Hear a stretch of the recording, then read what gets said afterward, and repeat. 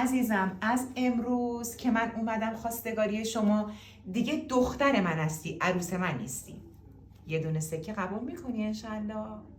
با دخترم این حرفا رو ندارم، همیشه هم گفتم ضمانت زندگیتون خداست، فقط سکه و تعدادش خوشبختی نمیاره. آره عزیز دلم، 50 نفرم فامیل درجه 1 ما دعوت میکنیم، 50 نفرم شما، ایشالا یه عروسی کوچیک آبرومندانه بگیریم. آره قربونتون برم. بفرمایید از کارتون پذیرایی کنید. نه من رقص بلد نیستم عزیزم، دارم فیلم برداری میکنم، عروس لباسش بازه، حواست باشه نذار فیلم برداری کنم.